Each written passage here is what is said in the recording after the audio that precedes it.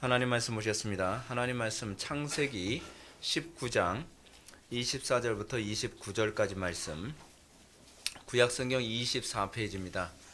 구약성경 24페이지 창세기 19장 24절부터 29절까지 말씀 찾으셨으면 제가 봉독하겠습니다.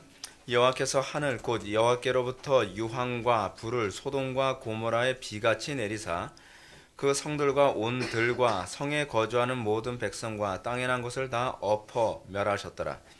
롯의 아내는 뒤를 돌아보았으므로 소금 기둥이 되었더라. 아브라함이 그 아침에 일찍 일어나 여호와 앞에 서 있던 곳에 이르러 소돔과 고모라와 그 온 지역을 향하여 눈을 들어 연기가 온기가마같이 연기같이 치솟음을 보았더라. 하나님이 그 지역의 성을 멸하실 때 곧 롯이 거주하는 성을 엎으실 때에 하나님이 아브라함을 생각하사 롯을 그 엎으시는 중에서 내보내셨더라. 아멘. 이 시간은 창세기 106번째 강의가 되었습니다. 롯의 철을 생각하라 라는 제목으로 하나님 말씀 증거하도록 하겠습니다. 롯의 철을 생각하라. 오늘 본문은 누가복음 17장에 나오는 그 종말에 대한 예수님의 가르침 가운데서 노아의 홍수 심판과 아울러서 같이 언급되어지는 아주 중요한 사건을 우리가 살펴보게 됩니다. 예수님께서는 누가복음 17장에서 이렇게 말씀하셨습니다. 롯이 소돔에서 나가던 날에 하늘로부터 불과 유황이 비오듯 하여 그들을 멸망시켰느니라 라고 말씀하시면서 인자가 나타나는 날에도 이러하리라 라고 말씀하셨습니다. 그러니까 이 얘기가 무엇이냐면 굉장히 중요한 얘기를 하고 있는 거죠. 우리는 지금 과거의 사건을 지금 살펴보고 있습니다. 과거에 아주 오래된 과거의 사건, 그것도 창세기에 나오는 사건을 바라보면서 우리는 미래의 사건을 바라보는 그 놀라운 그 광경을 우리는 살펴보고 있는 것입니다. 우리는 단순히 과거의 사건을 보는 것이 아닙니다. 지금 이 과거의 사건은 미래의 사건의 투영입니다. 그러므로 우리가 과거의 사건을 우리가 관찰하고 과거의 사건을 통해서 모세가 말하고자 하는 이 의도를 통해서 우리는 장차 오게 되어질 하나님의 크고 두려운 심판이 어떤 식으로, 그리고 어떤 기준으로, 그리고 어떻게 우리에게 임하게 될 것인지를 우리는 아주 선명하게 바라볼 수 있게 된다는 사실입니다. 그러므로 우리가 이 과거에 소돔과 고모라 성 심판 사건을 우리가 살펴보면서 우리는 그날을 어떻게 대비해야 될 것인지 우리는 알 수 있게 됩니다.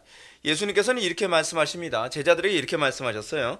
그날에 만일 사람이 지붕 위에 있고 그의 세간이 그 집 안에 있으면 그것을 가지러 내려가지 말 것이요 밭에 있는 자도 그와 같이 뒤로 돌이키지 말 것이니라 라고 말씀하신 후에 덧붙여서 하신 얘기가 뭐냐면 롯의 철을 생각하라 라고 하는 얘기가 나옵니다.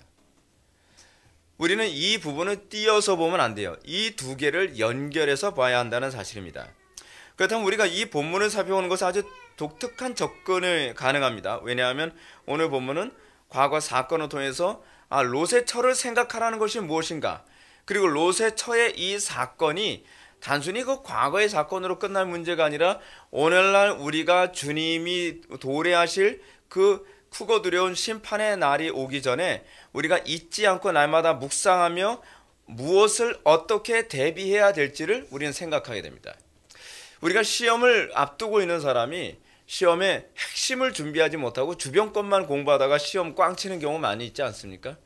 장차 오게 될 주님의 크고 두려운 시험의 때를 준비하면서 우리는 엉뚱하게 준비하는 사람 많이 있습니다. 어떻게 준비하냐 하면 그래, 교회 열심히 다니면 천국 가겠지, 예배 열심히 하면 구원 받겠지, 봉사 열심히 하면, 또는 무슨 전도 열심히 하면 다 핵심에서 벗어난 거죠. 항상 우리는 하나님의 크고 두려운 진노를 우리가 대비하기 위해서 해야 되는 핵심이 무엇인가, 본질이 무엇인가, 우리 항상 그거에 관심을 가져야만 합니다. 모르겠어요. 저는 신앙생활하면서 저는 항상 관심을 가지고 있었던 것이 무엇이냐면 어떤 테크닉이나 기술이 아니라 항상 저는 본질에 관심이 많이 있습니다. 그래서 어떤 형식을 취하는 것, 제가 사실 그렇습니다. 여러분들 다른 교회에서 신앙생활하면 아마 여러분들 100점짜리 신앙이라고 다 박수 쳐줄 겁니다. 이거는 제가 여러분들 기분 좋으라고 하는 소리가 아니라 실제로 우리 교회에서 신앙생활 하다가 에이 못해 먹겠다 해가지고서 다른 교회로 간 사람들은 다 100점이래요. 다 100점. 그거 100점 아닌데 제 눈에 봤을 때는 100점이 아닌 이유가 뭐냐면 여러분들의 행태가 아니에요.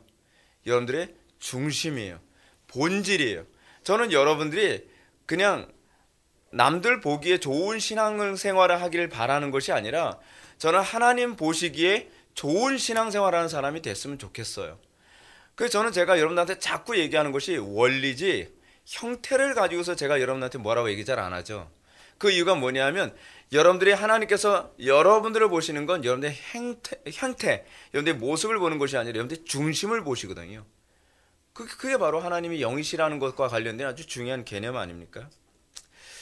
예수님의 관점에서 봤을 때 이 소돔과 고모라 성 사건과 장차 주님께서 오실 이 두 개, 어떻게 보면 인류의 초기와 인류의 마지막이라고 하는 그 두 개의 시점에서 우리는 이 중간에서 사실 이 양쪽 시점에 대한 인식을 갖게 되는 거거든요.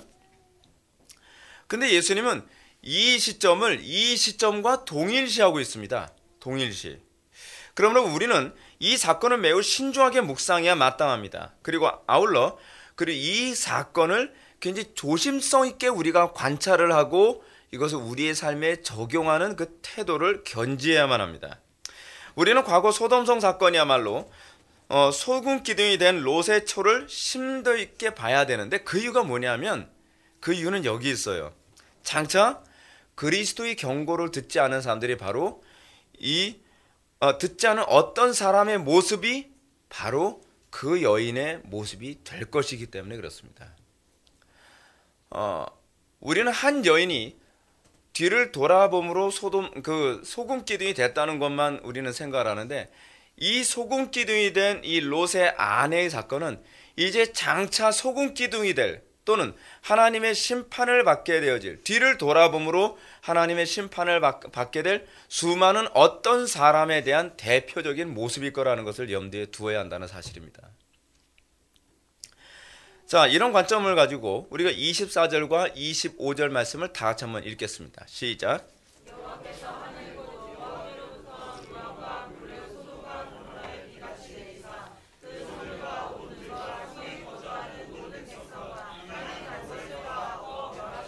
아멘.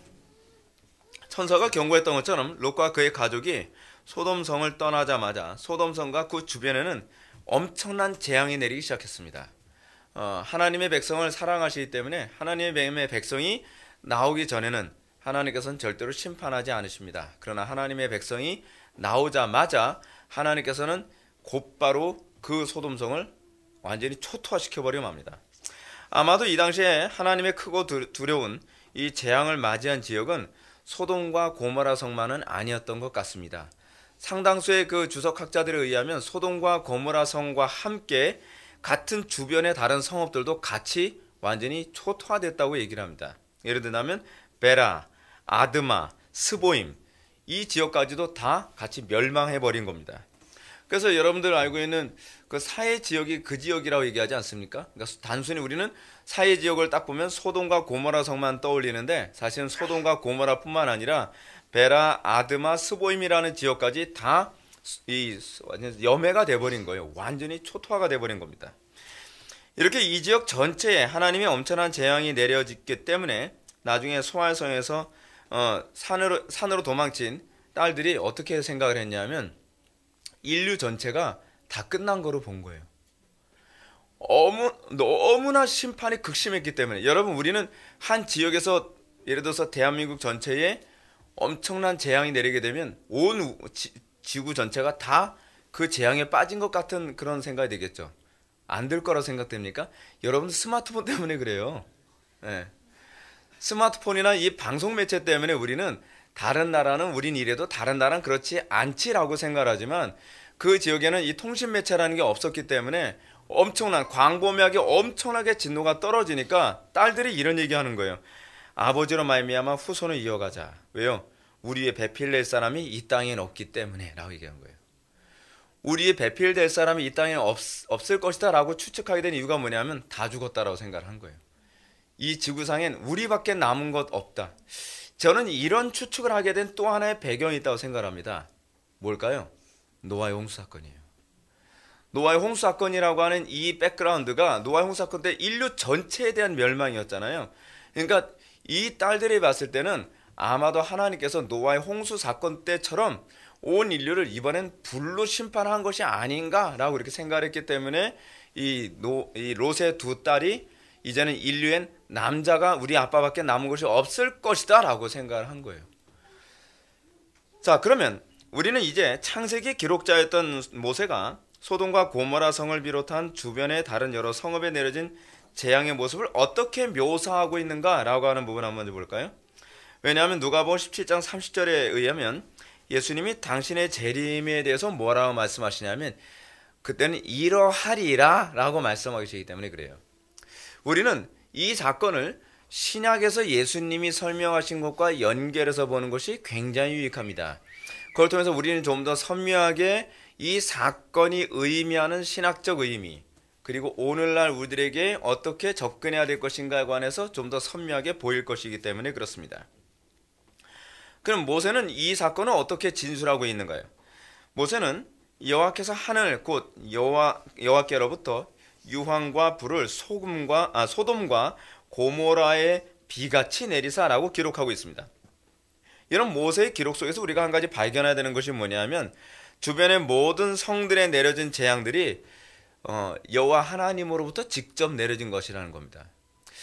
흥미로운 건 본문의 당시 한번 보면 이렇게 표현하고 있습니다. 여호와께로부터 유황과 불을 소돔과 고모라 성에 내리사라고 얘기하기 이전에 여호와께서 하늘 곧이라고 얘기하고 있다는 거예요. 이게 굉장히 중요한 표현입니다. 모세는 이 재앙의 근원을 하늘 곧 여호와께로부터라고 말하고 있는데 이 재앙의 근원이 단순히 하늘에서 떨어졌다라는 그런 의미가 아니라 하나님의 역사의 결과라고 얘기하고 있는 겁니다. 엄청난 재앙이 결코 자연 이변에 의한 우연적 결과가 아니라고 지금 얘기하고 있는 거예요. 이것은 인간의 죄에 대해서 진노하시는 하나님의 인격적 반응이었습니다. 그래서 모세가 말하고자 하는 것은 초자연적인 어떤 현상을 말하고자 하는 데 있지 않아요. 여러분, 이게 굉장히 중요한 부분입니다.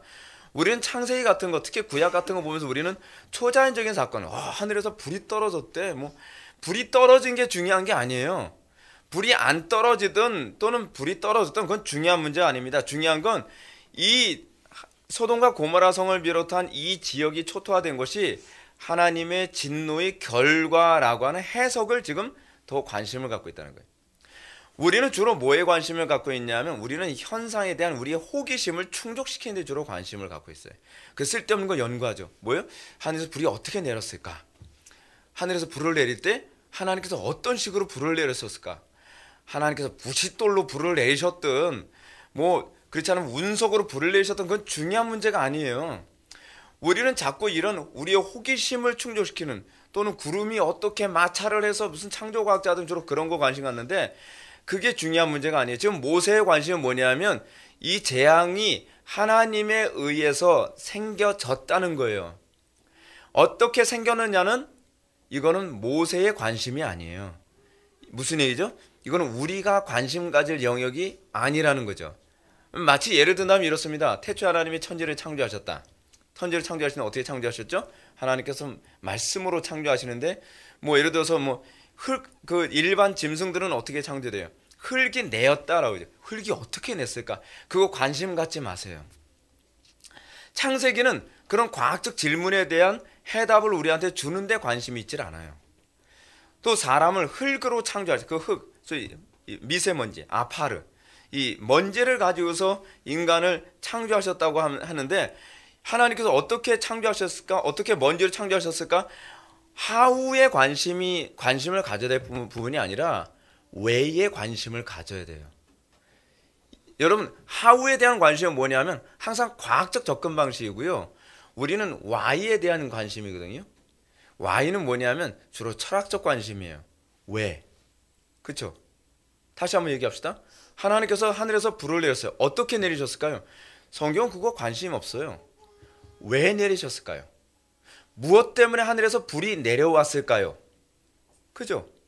이것이 우리가 관심을 가져야 될 부분이란 말이에요. 여러분들 인생에 있어서 여러분들 주로 무엇에 관심을 갖습니까? 여러분들은 예를 들어서 어떤 문제가 생겼고 누구하고 다툼이 일어났고 뭐 나라에서 전쟁이 일어났고 그러면 어떻게 전쟁이 일어났대? 아, 이거 이 나라하고 어떻게 갈등해서 전쟁이 일어났대. 1차 세계 우리가 소위 역사를 공부하는 방식에서도 문제가 뭐냐면요. 이 나라와 이 나라가 왜 어떻게 전쟁이 일어났대? 그거에만 주로 관심을 갖잖아요. 1차 세계대전 어떻게 일어났대? 2차 세계대전 어떻게 일어났대? 근데 우리 그리스도인들은 그것에 질문을 던지는 게 아니거든요. 1차 세계대전은 왜 일어났대? 2차 세계대전은 왜 일어났대? 왜 일어난 거예요? 여러분 1차 세계대전과 2차 세계대전이 일어난 이유가 뭐예요? 그건요, 이성주의적 관념을 가지고 하나님보다 이성을 우월시 여기는 인간의 교만을 치시기 위한 하나님의 진노행위였어요. 우리는 Y에 관심을 가져야 돼요. 사실은 여러분 1차 세계대전과 2차 세계대전을 통해서 사람들 머릿속에서 뭐에 대한 실망이 커지게 됐죠? 이성에 대한 실망을 갖게 되죠. 아, 이성이 대단한 줄 알았는데 이 이성에 의해서 모든 것이 다 해결될 수 있을 줄 알았더니 이성이 기껏 가져다 주는 게 뭐예요? 절망이었더라 라고 하는 거죠. 그러니까 여러분들이 예수를 믿고 나면 여러분들 자신에게 관심을 가져야 될 게 그겁니다. 여러분들 가정에 어떤 문제가 발생했습니다. 그럼 어떻게 일어났대가 아니에요. 사건의 발단은 저놈이야. 저놈이 맨날 말을 안 들어. 그러니까 이런 일이 발생하지. 그게 아니에요. 왜? 이 사건이 왜 일어났는가? 이 사건을 통해서 하나님께서 나에게 말씀하시고자 하시는 것이 무엇인가? 우리 가정에 말씀하고 계시는 것이 무엇인가에 관한 문제예요. 여러분 국가적으로도 봅시다. 지금 우리나라는 자꾸 이런 얘기합니다. 우리나라가 지금 정치적으로 혼란스럽고 경제적으로 어렵고 막 그럼 우리 뭐라 할지? 우리 자꾸 던지는 질문이 뭐냐면 나라가 어떻게 해서 이렇게 됐대? 누구 잘못이야? 우리는 자꾸 이런 데로 가죠. 근데 여러분 우리가 정상적인 그리스도인이라면 우리가 가져야 될 질문은 어떻게가 아니에요. 어떤 사람이 그 자리에 앉아있든지 그 문제는 발생하게 되어 있어요. 그리고 그 자리에 앉게 하신 분이 하나님이세요. 그 사람을, 그 무능한 사람을 그 자리에 앉게 하시고 저 비도덕적이고 애국심도 없고 자기밖에 모르는 저 인간이 그 자리에 앉게 하신 분이 하나님이시란 말이에요. 그렇다면 우리가 던져야 될 질문은 뭐예요? Why? 왜 하나님께서는 저 사람을 저 자리에 앉게 하셨고 왜 하나님께서는 우리나라를 경제적으로 사회적으로 도덕적으로 그리고 정치적으로 안보적으로 이렇게 어렵게 만드셨지? 그 문제가 해결되지 않으면 우리는 이 역사를 계속 반복하게 될 거예요. 또 반복하고 또 반복하고 또 반복하겠죠. 지금 모세의 관심은 그거예요. 모세는요, 이것이 어떻게 하늘에서 불이 떨어졌느냐를 전혀 묘사를 안 해요. 뭐 하늘에서 불 떨어졌을 때 뭐 구름이 어떤 현상이 일어났고 뭐 하늘의 뭐 천체 변화가 그런 건 모세의 관심이 아니에요. 여러분들 같으면 뭘 기록하겠어요? 여러분들 아마 현상을 기록할걸요? 왜냐면 못 보던 현상이니까. 그럼 우리는 본성적으로 현상을 기록하고 싶어요. 여러분들 만약에 입장을 바꿔놓고 여러분들 성경 기록한다면 여러분들 만약에 오병이의 기적 여러분들 기록한다면 뭐였어요? 오병이의 기적에서 물고기들은 얼굴이 똑같더라. 여러분들 아마 그런 거 기록할 거예요. 이빨 개수까지 똑같더라. 그건 의미가 하나도 없어요. 왜 이런 기적이 일어났느냐 하는 거죠. 자, 제가 좀 더 현실적인 얘기를 하나 해드릴까요? 소돔과 고모라 성에 관한 문제에 관해서 보수 쪽이든 자유주의 쪽이든 이 사람들의 관심을 갖는 게 뭔지 아십니까? 사람들은요, 소돔과 고모라 성의 멸망에 대한 성경의 기록 의도에 대해서 관심이 없으니까 자유주의 쪽에서는 뭐라고 얘기하냐, 이거 기적 아니다. 이거 그냥 화산 폭발에 의한 결과를 그냥 이렇게 문학적으로 표현한 거야. 근데 또 보수 쪽에서는 뭐라 얘기하냐면 아니다, 이건 틀림없이 하늘에서 불이 떨어진 거다. 왜냐하면 성경에 그렇게 기록했기 때문에. 저는 양쪽에 다 관심이 없어요. 실제로 어쩌면 이것이 화산 폭발 같은 문제로 일어났을 수도 있어요. 근데 하나도 달라지는 게 없는 게 하나 있어요. 화산 폭발에 의해서 이 사람들이 이렇게 됐든 하늘에서 진짜 불이 떨어서 이렇게 됐든 하나님의 의도에는 아무런 달라질 것이 없단 말이에요. 자유주의 신학자들은 이것이 어떻게 하든 이게 기적이 아니라는 걸 입증하려고 애를 쓰고, 보수 쪽에서는 이것이 어떻게 하든지 기적이라는 걸 입증하려고 하는데, 그게 사실은 모세의 의도가 아니거든요. 모세의 의도는 이걸 기적으로 믿어달라는 얘기가 아니에요. 모세의 의도는 뭐냐면 이것이 인간의 죄에 대한 하나님의 진노의 결과였다는 것을 우리들에게 얘기해주고 싶어하는 것입니다. 유황불로 사람들이 진멸했든, 그렇지 않으면 화산 폭발이든, 하나님께서 어떤 방식으로든지 하나님의 진노를 표현하실 수 있죠. 그렇죠? 화산을 통해서도 얼마나 하나님의 진노를 표현할 수 있어요. 그렇다고 해서 이 하나님의 의도가 달라지는 건 없습니다. 여러분, 우리는 이 문제가 얼마나 중요한 문제인지 아셔야만 합니다. 이 문제가 이런 사고방식의 변화가 없으면 우리는 자꾸 어떤 현상이 나타나냐면, 어느 날 제가 어느 교회 갔더니 목사님께 기도받아서 병고침을 받았습니다. 받아서 뭐가 어쨌다고요? 병고침을 받았느냐가 중요한 게 아니죠. 왜 나를 고치셨느냐고 하는 문제죠. 그렇죠? 또 한번 이렇게 질문 던져볼까요? 목회를 열심히 했더니 교인 수가 엄청 많이 늘어났어요. 그럼 사람들은 저한테 찾아오겠죠. 목사님, 어떻게 해서 교회에서 성장하셨나요? 그럼 저 같으면 뭐라고 대답하겠습니까? 어떻게 교회 성장했냐 물어보지 마시고 뭐 때문에 하나님께 성장시켜 주셨는지 좀 관심 좀 가지세요. 우리는 자꾸 그런 거에만 관심을 가져요. 그러니까 항상 번지수를 잘못 찾는다는 게 문제라는 거죠. 그러니까 어때요? 삶의 변화가 하나도 없죠. 하나님의 의도에는 관심 없고 항상 내 이익의 관점에서만 모든 걸 해석하고 있다는 거예요. 우리 삶에 수많은 크고 작은 문제들이 계속 터져나갑니다. 계속 터져나가요. 어느 날은 자녀들이 속색일 때도 있고, 어쨌든 남편이 속색일 때도 있고, 어쨌든 아내가 속색일 때도 있고, 어쨌든 뭐 교회 지체들이 누군가가 속을 새길 때도 있고, 뭐 생각지 않았던 사고가 터지기도 하고, 뭐 생각지도 않게 직장에서 잘리기도 하고, 뭐하고 수많은 일이 우리 인생에서 수도 없이 많이 터져 나오죠. 수많은 문제가 계속 터져 나올 때 우리는 항상 이렇게 생각합니다. 저 인간 때문에 오늘도 이렇게 살아가네. 아니 왜 오늘 이렇게 재수없이 이런 일이 터지지? 나 잘못한 건 없는데 왜 직장에서 나를 자른 거지? 왜 우린 자꾸 거기에 생각에 멈춰버릴까요? 성경 우리에게 뭐에 관심을 가지라고요? 왜 하나님께서는 나에게 이런 환경을 허락하셨을까에 관한 문제예요. 형통했느냐가 중요한 게 아니에요. 뭐가 안 됐느냐가 중요한 것이 아니에요. 하나님의 의도죠. 하나님께서 무엇 때문에 그러셨느냐. 근데 여러분, 그게 창세기서부터 사실 요한계시록 전체의 관심이에요. 창세기서부터 요한계시록 전체는요, 사실은 뭐에 대한 해설이냐면 토라에 대한 해석이거든요. 하나님의 율법이 어떻게 실질적으로 성취되고 하나님의 율법대로 어떻게 심판하시며 하나님의 율법대로 어떻게 하나님께서 복을 주시는가. 우리가 이것을 이해하려면 어떻게 해요? 의도, Y에 대해서 자꾸 관심을 가져야죠. Y책 같은 거 자꾸 보지 마시고 진짜 그런데 관심을 가져야 될 건 Y책이 아니에요.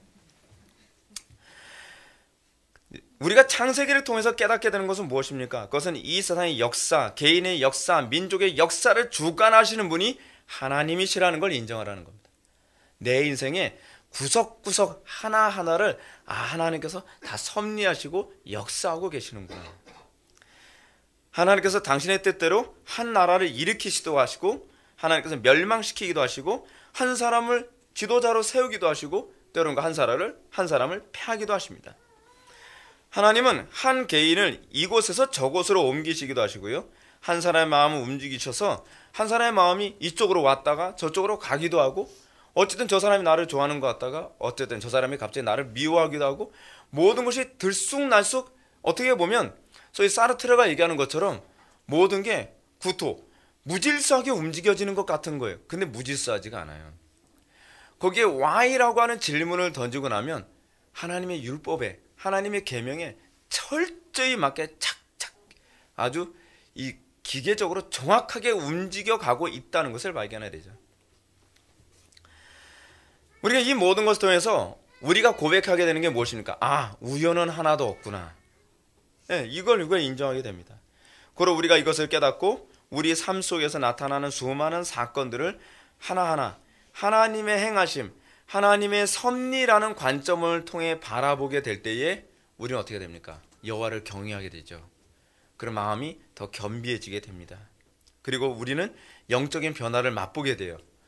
여러분들의 행동 하나, 여러분, 우리는 구약을 바라보면서 정말 두려운 게 뭐냐면 무심코 던진 말 한마디가 하나님을 향해서 불경건하게 던진 말 한마디가 그것이 씨가 돼서 나중에 어떤 결과를 초래하기도 합니다.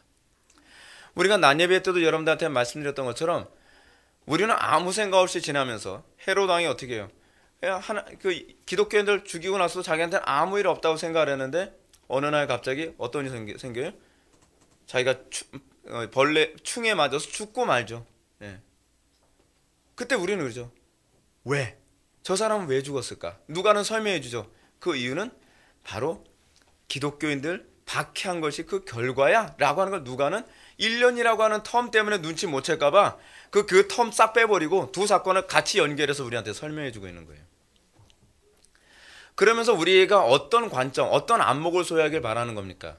하나님의 관점에서 세계를 바라보는 신학적 관점, 신학적 세계관을 우리가 소유하길 바라시는 거죠. 이걸 사실은 구약의 선지자들이 했던 일이기도 합니다.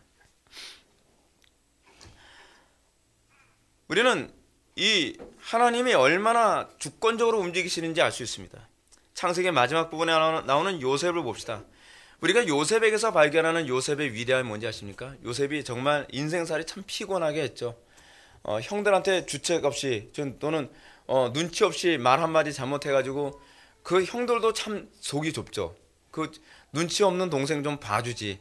저 얼마나 미웠으면 그걸 애굽의 노예로 팔아. 이거 죽여 살려. 그러다가 에이 돈벌이도 할 겸 저거 애굽의 노예로 팔아치우자. 애굽의 노예로 갔어요. 애굽의 노예로 가서 요셉 정말 성실한 거 하나 알아주잖아요. 성실하게 열심히 살았습니다.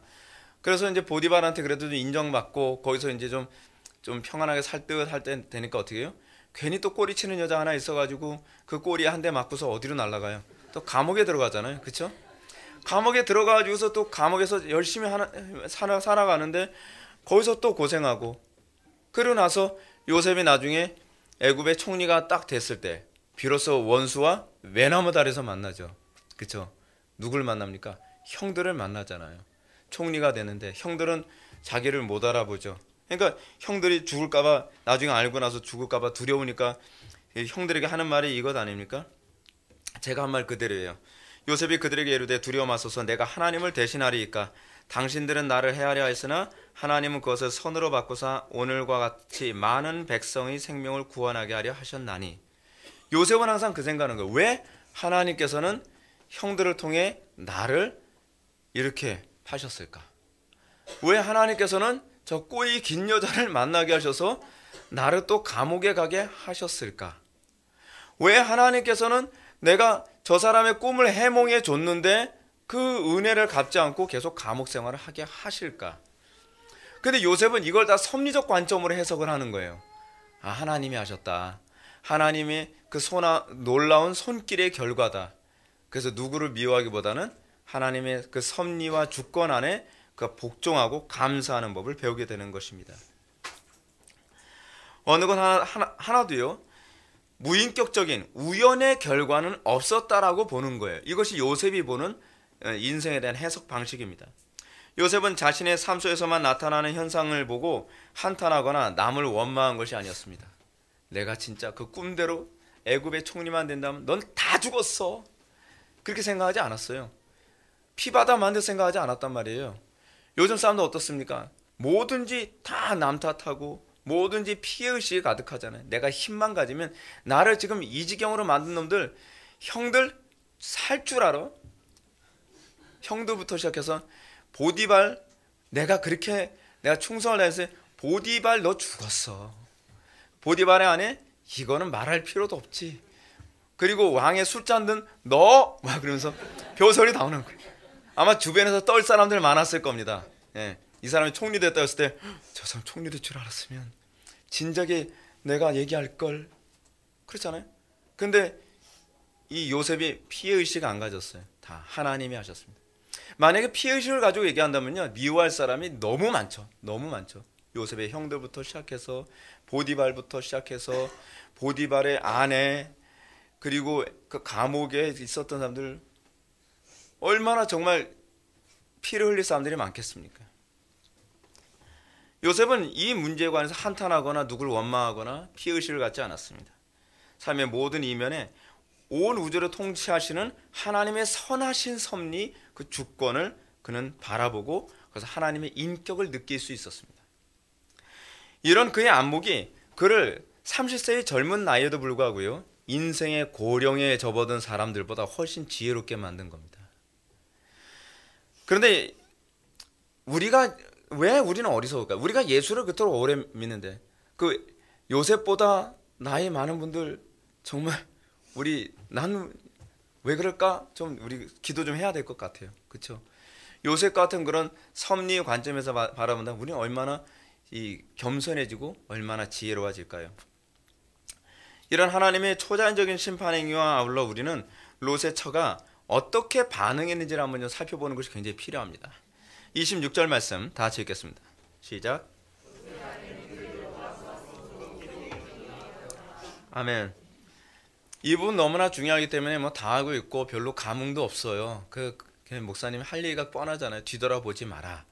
저 이 부분 목사님 설교 안 해도 제가 설교할 수 있어요. 세상 뒤돌아보지 마라. 근데 그거 아닙니다. 이 부분이 그렇게 간단하게 쉽게 넘어갈 구절이 아니에요. 왜냐하면 이 구절은 우리 주님께서 직접 인용하시면서 경고하신 구절이기 때문에 그렇습니다.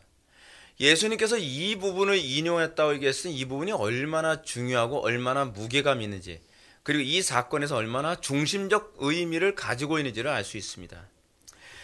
그리고 이 준엄한 경고는 다른 사람이 아니라 제자들에게 했던 경고예요.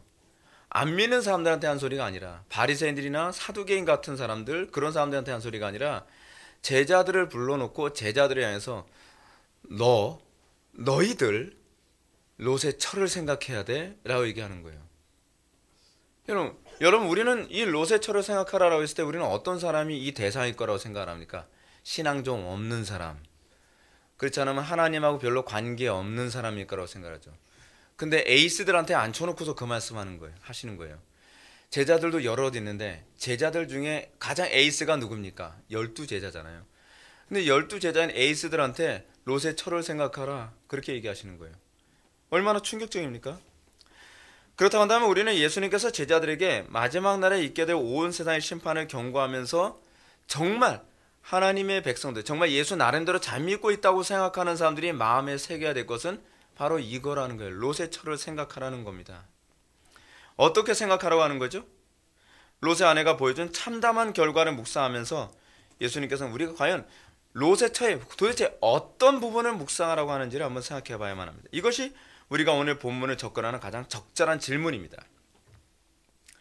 이 질문에 대답하기 위해서 우리가 먼저 염두에 두어야 할 것은 이 본문의 기록자였던 모세가 당시 1차 수신자였던 출애굽 1세대들에게 이 얘기를 하고 있다는 거예요. 그럼 출애굽 1세대들은 이스라엘 백성들에게 지금 뭐 얘기해? 롯의 처를 생각하라 라고 얘기하는 거예요. 우리가 뭘 어쨌다고, 그죠? 당시 이스라엘 백성들은 하나님의 그 인자의 도구였던 모세를 통해서 강권적으로 출애굽을 한 사건이죠. 누구하고 대결 싸웁니까? 롯과 롯의 처, 그리고 두 딸하고 이 처지가 굉장히 비슷해요. 그 사람들요, 애굽에서 별 문제 없었으면 마냥 살 사람들이었어요. 그 사람들이요. 그 사람들 애굽에서 나오게 된 이유가 뭡니까? 자발적으로 나온 게 아니에요. 그 사람들이 나오면서 저는 하나님만 사랑하거든요. 저는 애굽을 별로 사랑하지 않아요. 전 출애굽하고 싶습니다. 그러지 않았어요. 애굽에 정말 살고 싶었어요. 애굽이 너무 좋은 거예요. 근데 하나님께서 애굽에 너무 마음을 뺏기는 그들에게 애굽의 학정이 오게 되고, 그 환경, 그들이 애굽을 나가지 않고선 견딜 수 없는 환경을 만드신 분이 하나님이세요. 그리고 그들이 하나님 앞에 하나님께 부르짖으니까 하나님께서 그들에게 모세를 보내시고, 마치 누구처럼요? 천사처럼 모세를 보내시고, 모세에 의해서 거의 강압적으로 끌려 나온 거죠. 안 나오고 싶었는데, 그렇죠? 강압적으로 끌려서 홍해 바다까지 건너서 광야에 있게 된 사람들입니다. 이게 바로 이 소돔과 고모라 성 사건과 이 출애굽 사건이 너무나 잘 물려 들어가고 있는 내용들이죠. 그들이 이렇게 하나님의 인자로 말미암아 강권적으로 출애굽을 했으나 그들은 아직 적과 꿀이 흐르는 가나안 땅에 들어가지 못한 상태였습니다. 그래서 그들은 광야의 목마름과 배고픔 때문에 고통을 당해야만 했죠. 물론 하나님께서 매 순간마다 반석을 쪼개서 물이 나오게 하셨고 매일 새벽마다 만나를 보내셔서 줄이지 않게 하셨습니다. 근데 문제가 뭐냐면 이럴 때는 별로 생각 안 났어요. 와, 재밌죠. 정말 재밌죠. 목마르니까 하나님께서 물 주시죠. 애굽 생각 나겠습니까? 아, 생각 안 나죠. 물 벌컥벌컥 마시고 그러겠죠. 야, 애굽에 있을 때는 이런 물 못 마셔봤지. 정말 맛있는 생수. 근데 그 물이 항상 터지나요? 맨날 이동하잖아요. 이동하니까 물이 또 없으면 또 불평 나오죠. 하늘에서 만나 떨어지다 어떻겠어요? 이야, 애굽에서 맛보지도 못한 꿀 섞인 과자 같은 맛이야. 그래서 얼마나 맛있게 먹겠어요. 근데 그것도 하루 이틀이지. 3일, 4일, 일주일, 한 달, 1년 지나고 나니까 이제 꿀 섞인 꿀 과자 이제는 뭐 비슷한 것만 봐도 이제 진절머리가 날 거예요. 그러니까 막 고기 달라고 아우성이잖아요. 고기도 한두 번이죠. 하늘에서 메추라기 쏟아 부어 주시면 여러분 메추라기 한두 번 먹을 땐 좋은데 여러분 순댓국 안 좋아하는 사람도 있으니까 별로 적용 안 되고 예를 들어서 여러분 뭐 소고기로 합시다. 소고기를 여러분 일주일 동안 먹으라면 먹겠죠. 소고기 1년만 소고기만 먹으라 해보십시오. 네. 지긋지긋하겠죠. 1년 동안 계속 소고기를 스테이크 해 먹고 해먹을 대로 다 해먹어도 지겨울 거예요. 근데 맨날 메추라기예요. 눈 뜨면 또 메추라기 또 메추라기. 내일도 메뉴 엄마 메뉴 뭐예요? 애들이 물어볼게. 내일 메뉴는 만나와 메추라기야. 맨날 만나와 메추라기. 여러분 어떻겠어요?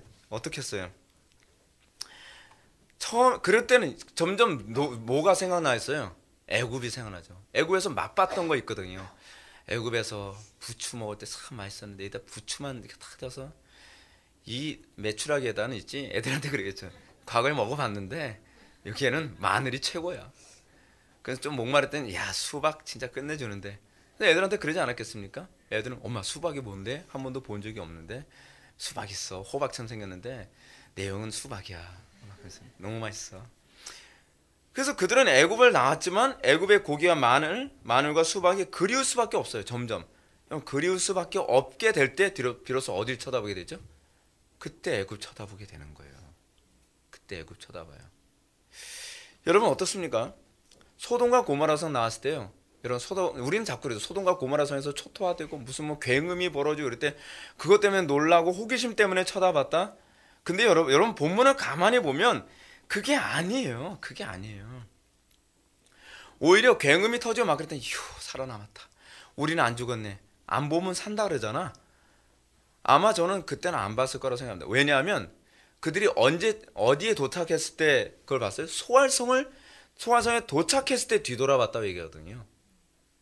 그 정도면 그들이 떠나고 나서 그 심판이 일어나고 난 이후에 어느 정도 시간이 지나면서 보게 됐을 가능성이 굉장히 높은 거죠. 오늘 본문 다시 돌아갑시다. 본문에 보면 롯의 처가 어떤 모습을 보여주고 있습니까? 하나님께서 인자에 인자를 더하셔서 그들은 불로 멸망당할 소돔성으로부터 강권적으로 구출을 받았습니다. 그런데 롯의 아내는 절대로 뒤를 돌아보지 말라는 천사의 경고를 어기고 말죠. 그래서 여러분은 롯의 아내가 뒤를 돌아본 것이 가져다주는 의미가 무엇인지 아셔야만 합니다. 이 본문에 대해서 어떤 사람은 롯의 처가 호기심 때문에 뒤돌아봤을 거라고 생각하죠.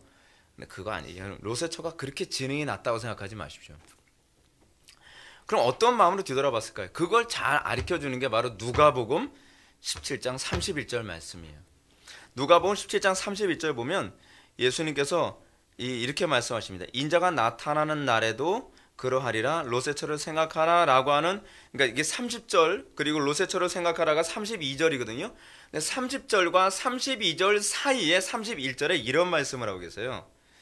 그날에 만일 사람이 지붕 위에 있고 그의 세간이 그 집안에 있으면 그것을 가지러 내려가지 말 것이요 밭에 있는 자도 그와 같이 뒤로 돌이키지 말 것이니라. 똑같잖아요. 근데 여러분 보십시오. 이 사람들이 왜 지붕에 있는 사람이 세간에 있는 집안에 있는 물건을 가지러 내려가지 말라고 하는 걸까요? 또 밭에 있는 자는 또 그와 같이 뒤를 돌이키지 말라고 하는 것일까요? 필요성 때문에 그래요. 필요성 때문에. 그러니까 롯과 그의 가족들이 소돔성을 빠져나왔을 때는 한숨을 돌리고 아유 다행이다, 아유 다행이다 그렇게 생각을 했는데, 문제는 뭐냐면 소활성에 들어갈 때 보니까 거지거든요. 소활성에 들어갈 때 보니까 그때 돈 가지고 나왔어야 되는데, 이 성에서, 이 성읍에서 살려면 필요한 게 너무 많은 거예요.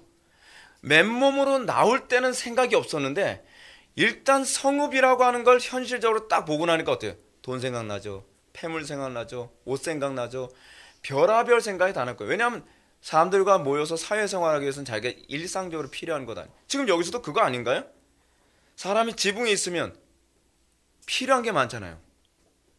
그거 가지러 내려갈 생각하지 말라는 거죠. 밭에 있으면 어떻게 해요? 난리 났을 때.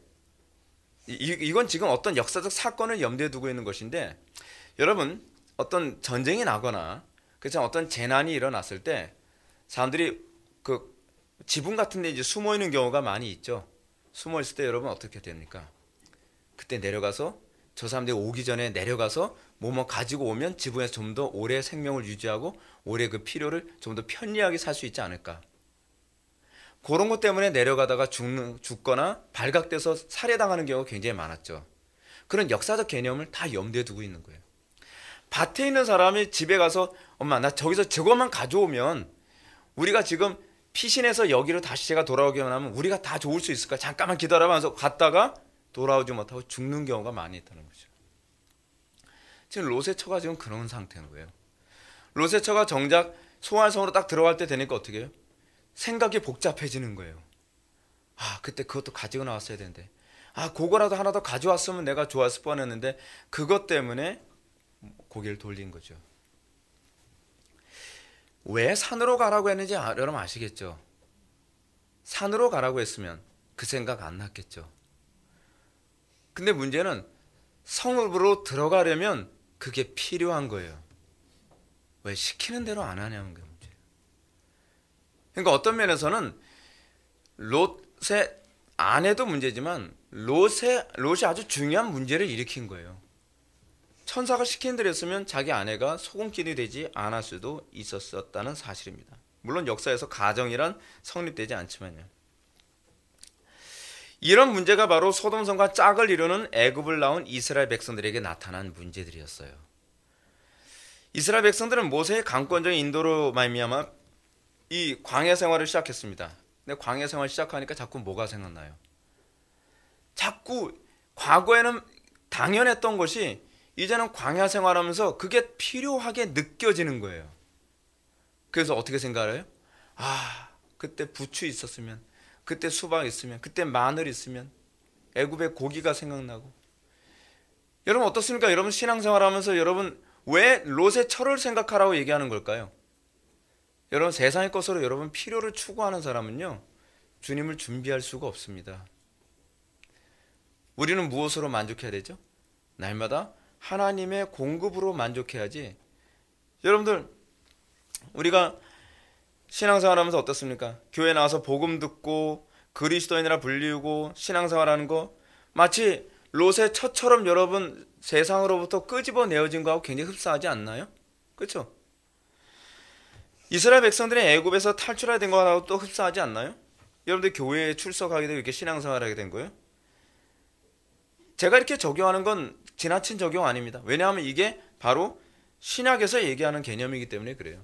요한계시록 11장 8절에 보면 영적으로 하면 소돔이라고도 하고 애굽이라고도 하니 무엇을요? 세상을. 여러분들이 교회에 출석하게 된 것은 그것과 맞물려 들어가는 개념입니다.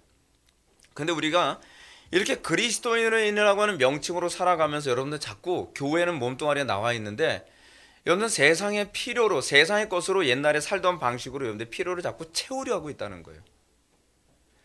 이게 바로 롯의 처를 생각하라는 개념이에요. 우리는 몸뚱아리는 교회에 나왔지만 라이프 스타일은 여전히 세상적 라이프 스타일을 추구하고 세상이 우리에게 주는 방식, 세상이 주는 우리의 유흥 이걸 그대로 같이 누리면서 살아가려 애를 쓰고 있죠. 롯의 처에게 나타나는 특징이 이 시대에 살아가는 그리스도인들에겐 그대로 나타납니다. 우리가 그리스도인을 살아갈 때 소돔에서 살 때나 애굽에서 살 때나 공급되는 필요를 아쉬워할 때 아닙니까? 여러분들 세상적인 거 어떻게 생각합니까? 이제 가끔가다 여러분 이 은혜 좀 충만할 때는 덜 생각나는데 은혜가 좀 떨어지면 어떻게 생각? 옛날에 먹던 소주가 생각난다. 여러분 이거 곤란한 거예요. 그렇죠? 옛날에는 그래도 도박하면 힘들 때는 그래도 참 짭짤하게 돈 좀 벌었는데 요즘 돈이 궁하네. 예수 믿으면서 돈이 궁하니까 어떻게? 세상적 방법 한번 해봐. 한번 딱 땡기면 그냥 탁 떨어지기도 하는데 뭐 땡기는 거 생각하고 뭐 안 믿는 때 살았던 라이프 스타일 자꾸 떠오르는 거예요. 비가 오면 생각나는 그 사람 자꾸 헛생각 자꾸 하고. 여러분 중간에 예수 믿으면 참 안 좋은 것 중 하나 그겁니다. 세상에 살던 방식이 이 영적으로 이게 디프레스가 되면 자꾸 떠올라요. 자꾸 떠올라. 옛날에 그거 참 그래도 그땐 재미있었는데 내가 예수 믿으면서 끊었지만 그때 우리는 로세처를 생각하라. 다 얘기하지. 로세처를 생각해. 근데 여러분 이게 누구냐? 그게 대마거든요. 대마. 예수 믿기 전에 너무나 재밌었던 것, 예수 믿기 전에 너무 손쉬웠던 것, 예수 믿기 전에 너무나 괜찮았던 것들이 자꾸 떠오른다는 것입니다. 마치 이스라엘 백성들이 홍해 바다를 건너고 만나가 아침마다 주어지고 산에서 하나님이 직접 말씀하시며 반석에서 물이 쏟아져 나올 때 별로 생각 안 나죠. 애굽 생각 안 나잖아요. 근데 하나님 음성도 이제 자주 들으니까 무섭고, 그렇죠? 만나도 자주 먹으니까 이제 지겹고, 메추라기도 이제 또 그놈이고, 그렇죠? 아무리 새롭게 만들어도 역시 메추라기는 메추라기고, 이번에 메추라기 속에다가 만나를 집어넣어서 한번 삶아볼까? 별 방법 다 하겠죠. 다음 날은 메추라기 그 만나 속에 메추라기 집어넣어서 한번 찜을 한번 해 먹어볼까? 그래도 그 맛이 그 맛인 것 같고, 그럼 자꾸 뭐가 생각나요? 애굽 음식이 자꾸 생각나는 거거든요. 오늘날 우리에게 이런 현상은 하나님의 말씀대로 살아가는 가운데에 이 말씀만 먹고 살아가는 것에 진리대로 질려버린 상태에서 광야 같은 어려움에 처하게 될 때가 바로 이거 아닙니까? 어느 정도 여러분 어떻습니까? 여러분들 우리 교회 처음 딱 오게 됐을 때 말씀으로만 사는 건 너무 좋아요. 처음 들어보는 말씀 그러다 자꾸 듣는 말씀, 이젠 매주 듣는 말씀, 오늘도 또 말씀으로만 살아가래. 참 목사님 우리의 삶이요 만나로만 말씀으로만 살 수가 없는 상황이에요.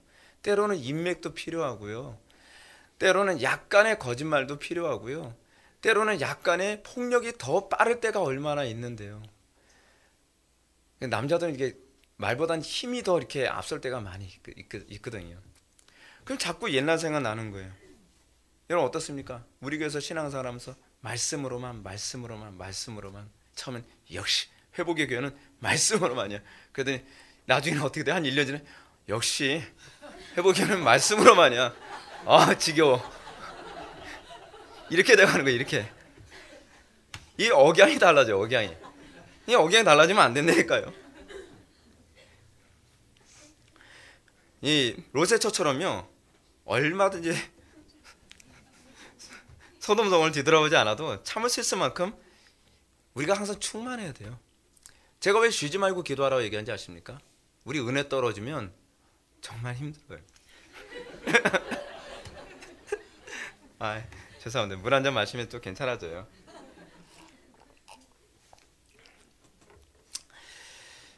말씀대로 살면 도무지 길이 보이지 않고, 그렇지 않나요 여러분? 은혜 떨어지면요 말씀대로 사는 것도 이렇게 길이 잘 안 보여요.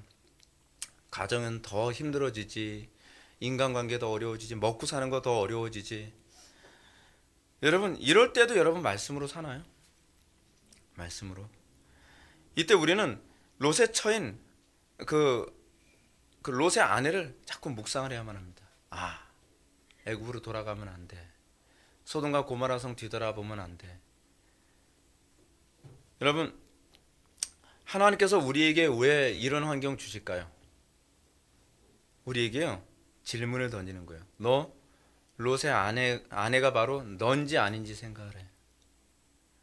우리 얼마나, 저 목회하면서 이 소금기둥 된 사람들 되게 많이 봤어요. 처음 말씀 회복교회 말씀 좋아서 왔습니다. 근데 저는 말씀 때문에 나갑니다. 가슴이 얼마나 아픈지 아십니까? 어떻게 말씀으로만 살아요, 현실적으로. 그러면서 소금 기둥이 돼가는 거예요. 비현실적이라는 거죠. 비현실적이라는 거예요. 근데 이게 오늘날 목회자들에게 나타나는 목회 현상이에요. 상당수의 목회자들이 성경적으로 목회하다가 성경적으로 목회했으면 잘 되면 할만하죠. 근데 성경적으로 목회하면 다 잘 되나요? 아니요. 성경적으로 목회했더니 그래도 말씀으로만, 말씀과 기도로만 이렇게 목회를 막 열심을 가지고 시작을 했는데 점점 목회가 안 되고 어려움이 오고 교인들의 저항은 점점 심해지고 뭐 건물주인은 월세 달라고 매번 전화하지, 점점 이 계약금까지 까먹어 가지, 스트레스 받지, 애들 뭐 분유 사달라고 막 울어 제끼지, 사람들은 교회 몇 명이나 모이나요? 그런 거 자꾸 물어보지. 여러분, 이게 스트레스에 막 자꾸 쌓이면 목회자들이 점점 시간이 가면서 어떻게 해요? 과거에 저거 저렇게 설교하면 안 되지, 저렇게 목회하면 안 되지 라고 손가락질했던 그 대상들이 향해서 뭐라, 난 이제 그분들이 이해가 돼. 오죽 힘들었으면 그랬을까? 그분들도 나름대로 말씀대로 하려고 애를 썼는데 오죽 어려웠으면 저랬을까? 그거 근데 이해되면 안 되거든요. 근데 이해가 돼가는 거예요. 그래서 롯의 처처럼 그분들의 뒤를 따라가기 시작해요. 롯의 아내처럼 자신이 경멸하던 비성경적인 방법에 얼굴을 돌립니다. 과거에 자신도 성경적이지 않다고 비판했던 소돔과 애굽의 방법으로 목회의 성공을 추구하려 합니다. 그러면서 자기가 나이가 먹고 젊은 목회자들이 또 성경적으로 목회한다 그러면 이렇게 조언을 하죠. 나도 다 해봤어. 근데 그 젊어서 그래. 젊어서. 제가 이제 많이 듣던 얘기예요. 30대 때 저보고 그럽니다. 그 젊어서 그래. 젊어서. 그래서 저번 이제 결혼해봐. 그때나 결혼했어요. 결혼해서 이렇게 사니까 아유 아직 애가 없어서 그래. 애 낳아봐. 그래서 애 낳았어요. 애 낳아서 이렇게 하니까 애 하나 낳아서 그래. 애 둘 낳아봐. 계속. 그 애 둘 낳았어요. 그래서 그러니까 이제 늙어봐. 그렇게 되나? 그 언제까지? 그 죽어봐까지 가는 건가요? 근데 그렇게 얘기하면 안 되거든요. 인정을 해야 되는 거예요. 내가 소금 기둥이 됐다는 걸 인정을 해야 돼요. 내가 지금 롯의 처가 됐구나. 내가 돌아봐서는 안 되는 걸 돌아봤구나. 근데 우리는 죄를 자꾸 합리화시키기 좋아해요. 그런 식으로요. 그래서 어떻게 해요? 하와 신드롬이죠. 저도 소금 기둥 만들고 싶은 거예요. 저 젊은 목사도 저거 소금 기둥 만들어야지. 나 혼자 소금 기둥 내기 불편하니까. 그랬잖아. 소금의 역할 하라고. 그러면서 거기다 갖다 붙이면 안 되는데. 여러분, 바울은 이러한 예수님의 교훈에 가장 충실했던 사람입니다. 그래서 갈라디아에서 바울이 이렇게 얘기합니다. 그리스도 예수의 사람들은 육체와 함께 그 정과 욕심을 십자가에 못 박았느니라. 여러분, 우리가 롯의 처처럼 소돔과 고모라 성 쳐다보지 않으려면 어떻게 살아야 되는지 아십니까? 내가 이러다가 굶어 죽으면 하나님 뜻이겠거니 가겠다. 그러면서 과감하게 소환성 문을 열고 그냥 들어가야 돼요. 근데 우리는 십자가를 지기 싫은 거예요. 죽기 싫은 거예요. 예수 믿는 게 뭡니까? 죽는 거거든요. 죽는 것부터 시작하는 거예요. 근데 정과 욕을 십자가에 못 박지를 않으니까 여전히 이 소돔과 고모라 성에 두고 왔던 폐물 생각나고 소돔과 고모라 성에 있었던 그 많은 내 재산들이 자꾸 떠오르는 거예요. 저거 아까운 저것들, 내가 저것만 가져왔어도 내가 여기서 떵떵거리면 살 수 있는데 이건 뭐야? 알거지가 돼서 내가 꼭 이렇게 살아야 되나? 여러분, 예수 믿으면서 여러분 그런 회의 들지 않나요? 그래, 예수 믿고 천당 가는 거 좋아. 근데 꼭 이렇게까지 예수 믿어야 되나요? 사람들이 자꾸 저한테 그런 질문을 합니다. 괴롭게. 목사님, 꼭 이렇게 핍박 받아가면서 예수 믿어야 되나요? 꼭 이렇게 사람들하고 갈등하면서 예수 믿어야 되나요? 꼭 이렇게 손해 봐가면서 예수 믿어야 되나요? 꼭 사람들한테 손가락질 받아가면서 예수 믿어야 되나요? 사람들한테 이렇게 멸시 당해가면서 예수 믿어야 되나요? 그럼 제가 뭐라 그랬어요? 짧게 얘기하죠. 네. 그게 성경의 가르침이에요. 그러니까 사람들이 뭐라고 얘기합니까? 아, 그럼 난 만나로는 난 못 살겠어요. 어떻게 만나만 먹고 살아요? 만나만 먹다가 죽는 게 우리에게 영광입니다. 근데 우리는 그게 잘 안 보여요. 그 자꾸 롯의 처를 생각하라. 주님 오신 날에 가까이 오면 가까이 올수록 롯의 처를 생각하라. 롯의처럼 생각하라. 자꾸 그러는 거죠. 저도 목회하면서도 그렇습니다.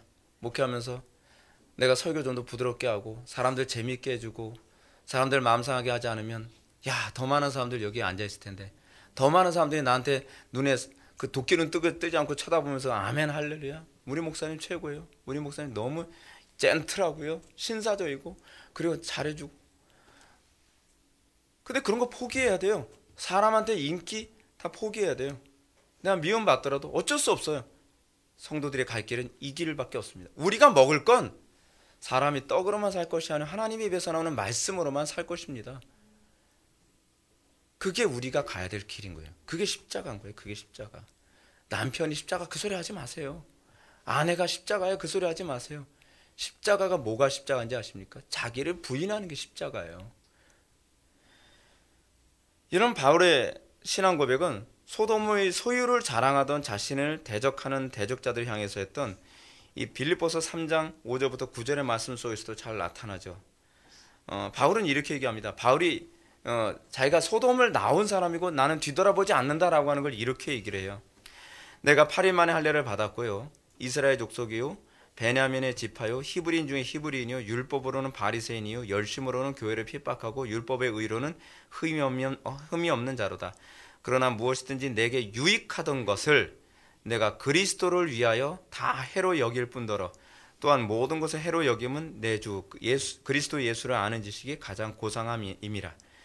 내가 그를 위하여 모든 것을 잃어버리고 배설물로 여김은 그리스도를 얻고 그 안에서 발견되려 함이니.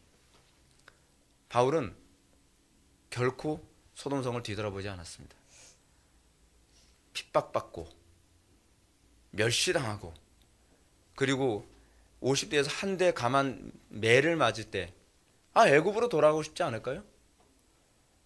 과거에 내가 어떤 사람인데 여러분 그렇게 얘기하고 싶지 않을까요? 니들이 뭔데? 쥐뿔도 안 배운 것들이 나 최고 학부 나왔어. 그렇잖아요. 그 당시에 가마리아 학파 그러면요 사실은 서울대하고 비교가 안 됐죠. 최고의 학부. 오죽하면은 저는 못 봤는데 그리스의 부조에서 맨 끝에 바울이 있을 정도로 최고의 지성인이거든요. 근데 내가 이래봐도 최고의 지성이야. 이래봐도 내가 가마리아 학파 사람이야. 이래봐도 말이야 내가 어떤 집안 사람인데 내가 권력이 어떤 사람. 난 바리새인이었어. 한쪽은 사두개인이었고 가질 거 다 가졌던 거예요. 근데 그거 뒤돌아보지 않는 거예요. 나 그리스도 소유하는 거는 만족해. 내가 멸시받고 천대받고 모욕받는 것 때문에 나 그거 다시 소유하기 위해서 나 애굽으로 돌아갈 생각 없고 나 소돔과 고모라 성 쳐다볼 의향 없어. 난 그리스도만 보여. 이 마음 갖는 게 여러분 복된 마음인 걸 믿으시기 바랍니다. 예수 믿는 거 쉽지 않습니다. 예수 믿는 거 우리 힘으로 되지 않습니다. 그러나 바울이 우리에게 그렇게 가르칩니다. 성경의 전체가 우리에게 그걸 가르칩니다. 사랑하는 성도 여러분, 여러분은 과연 어떻습니까? 여러분이 힘들고 어려울 때 자꾸 우리가 이미 배설물로 여겨야만 하는 이 세대의 방법을 또 뒤돌아보게 되지 않습니까? 아직 목회도 안 되는데 뜨레스티아 쓰고 알파고 눈 딱 감고 한번 해볼까? 그렇게 하면 사람들 다 모인다는데 뭐 비성경적이라도 일단은 모아두면 좋은 거예요. 우리는 합리화인데 천재거든요. 그렇죠? 비성경적이라도 그래도 하나님 천국 보내면 좋아하시는 거 아닌가요? 그런 식으로 우리는 조금씩 마치 하나님을 기쁘시게 해드린다는 명분하에 불법을 조금씩 받아주고 조금씩 꼭 그렇게까지 고지식하게 할 필요 있나? 해가면서 우리는 세상과 자꾸 타협해가면서 소돔과 고모라 성을 자꾸 뒤돌아보고 애굽의 그 과거에 먹던 음식을 자꾸 사모하게 되는 거 아닌가요? 그것이 아무리 사소한 것일지라도 다시 그것을 추구하게 되고 그것을 맛들이면 큰일 납니다. 그거 알고 계십니까? 알코올 중독자 너무 알코올을 먹고 싶어서 알코올 한 모금만 딱 마시면 예전으로 원상복귀 된다는 거예요. 저하고 친한 목사님이 알코올 중독자 사역하거든요. 근데 그 목사님 하신 얘기가 그거예요. 성찬예식 때 알코올 들어간 거 그거 별거 아닌 것 같죠. 요만한 거 한 잔이면 10년 동안 알코올 중독 교육한 거 원상복귀래요. 근데 그게 우리가 애굽을 바라보는 것과 소돔과 고모라 성 바라보는 원리하고 똑같아요. 한 번만 딱 한 번만 죄를 지면 그럼 난 이거 개운해질 것 같아. 다시는 안 돌아볼게요. 아니요. 마귀는 그렇지 않아요. 인위적인 방법으로 목회가 좀 잘 되기 시작하면 여러분 성경적으로 목회할 것 같습니까? 아니에요. 인위적인 방법으로 여러분 성공하면 여러분 다시 건전한 방법으로 다시 성공을 추구할 것 같습니까? 아니요. 그게 덫이 됐는데요. 절대로 못 따라옵니다. 죽지 않는 한. 그렇기 때문에 여러분 베드로가 이렇게 얘기하지 않습니까? 우리가 롯의 처와 같이 되돌아가는 것을 이렇게 얘기합니다. 개가 그 토하였던 것에 돌아가고 돼지가 씻었다가 더러운 구덩이에 도로 누웠다는 말이 옳도다. 그죠? 분명한 사실은 롯의 처가 뒤돌아본 것은 여러 가지 이유 때문이 아닙니다. 단 몇 가지, 아니 어쩌면 단 하나 때문에 뒤돌아봤을 수도 있습니다. 그거 하나만 가져왔어도, 그거 하나만 있었어도 내가 지금 이렇게 뒤돌아보지 않을 텐데. 그녀의 운명이 소돔성 사람들과 동일한 운명이 된 것은 바로 무엇인가 그 하나, 여전히 미련을 버리지 못하는 그 하나 때문입니다. 우리가 이 땅에 사는 동안 어느 것 하나도 이 세상을 본받지 않기로 결심해야만 합니다. 한두 개 정도 허용한다고 뭐 천국에 가는데 지장 없겠지. 그건 마귀가 흔히 쓰는 수법이거든요. 성경 우리에게 뭐라 얘기하죠? 내가 운전하니 너희도 운전하라. 여러분 사도 바울이 뭐라 하는지 아십니까? 내가 무할례만 전하지 아니하였다 할지라도 나에게 십자가가 없을 것이다. 까짓 거 그거 하나 포기하면 쉽게 사역할 수 있는데요. 근데 저도 목회하면서도 그럴 때가 되게 많이 있어요. 굳이 내가 이거 하나 때문에 이렇게 사람들한테 미움을 받아야 되나? 여러분들 우리 교회에서 팀 모임 하는 거 참 쉽게 아시죠? 팀 모임 정착시키는데 여러분 몇 년을 인내했는지 아십니까? 10년이 넘게 걸렸어요. 10년 동안 얼마나 제가 욕을 많이 먹고 얼마나 고통받고 얼마나 괴로움당하고 얼마나 뒤에서 가십에 시달리고 그랬는지 몰라요. 그럴 때마다 제 마음속에 어떤 생각 드는지 아세요? 내가 굳이 이걸 꼭 해야 되나? 이거 하나 그냥 딱 타협한다고 해서 뭐 크게 문제될 거 있나? 근데 그거 하나 타협하면 또 다른 거 타협하고 또 다른 거 타협하고 그러다가 완전히 거덜나거든요. 사랑하는 성도 여러분, 성경이 가르치는 것처럼 우리는 이 세대를 본받지 말고 온전히 이 세대와 구별되는 것만이 주님의 날에 영광을 얻는 비결인 걸 믿으시기 바랍니다. 롯의 처를 생각하십시오. 세상에 미련 갖지 마십시오. 이전에 살던 습관, 이전에 살던 그 즐거움, 그 미련이 여러분들한테 막 몰려올 때 여러분들은 기도의 자리로 돌아오시고 여러분들 그것으로부터 자유를 깨달라고 기도하셔야만 될 것입니다. 기도하시겠습니다. 사랑이 많으신 하나님, 우리의 마음이 롯의 처처럼 세상을 향한 미련이 폭포수처럼 밀려올 때가 얼마나 많은지 모릅니다. 우리가 그리스도만을 바라보게 하여 주옵소서. 세상의 모든 것을 배설물처럼 여길 줄 아는 그 바울의 고백이 나의 고백이 되게 하여 주시고 오로지 그리스도만이 나의 유일한 자랑임을 고백할 수 있게 하여 주옵소서. 그래서 주님 오실 때에 우리가 부끄럼 없이 주님을 맞이할 수 있게 하여 주옵소서. 예수님의 거룩하신 이름으로 기도드립니다. 아멘.